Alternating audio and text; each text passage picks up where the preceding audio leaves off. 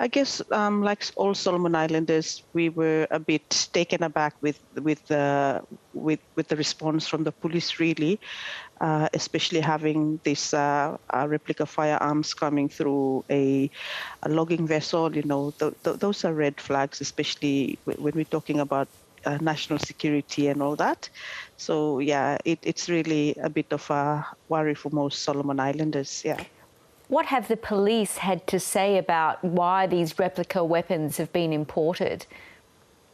What they were saying is that the replica weapons are here just for training purposes, and it's not as if they're capable of firing any live munitions or something of that sort. And they were saying that it's for training purposes, rather. And actually, it's a donation or support which comes from the PRC.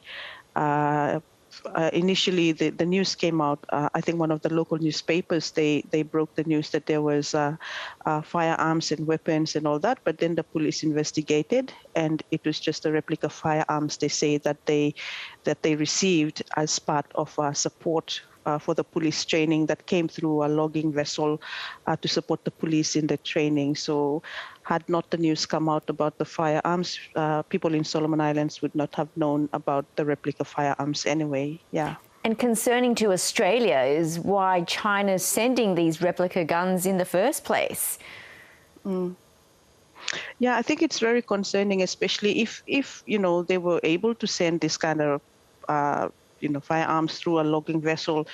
We don't know what else would come through our ports, because currently, as we see now, like there's Solomon Islands is at risk of anything now, rather, because if they were to go through the right process, we would not see this kind of feedback coming from the public. But because they feel that there are processes in which this sort of firearms or whatever it is, even for training, there are processes in which guides the security of a country, and coming through such a vessel like a logging vessel, and these are not. People are not really, they're worried about all these issues, and it's not right, especially when the local police are doing this. But I guess they have their own reasons why they do this. It's because of national security, as always. That's the main reason why they do this. That's the reason which they say it's because of national security. And as the local police, people should not, be questioning them. There are issues where they have to deal with it confidentially, and it's not for the public to know. So who knows? Yeah. But why does it make people in the Solomon Islands a little bit nervous? Share with us some of the history and why what's happened is causing quite a stir. Yep. So Solomon Islands, currently, we are a gun-free nation. We were not like this, like 22 years ago. Solomon Islands, we have a police force armed with guns. But then in the late 2000s, or in the early 2000s, in the late 90s, we have a civil tension, which the people here refer to as the ethnic tension. And at that time, the police armory was raided with the support of local police as well.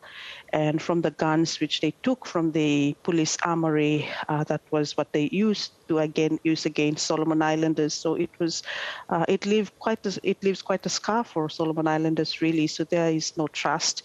I think from the response which we are having from the public, it's an indicator that the public are still not trusting the police force, which is something that the police really need to take note of.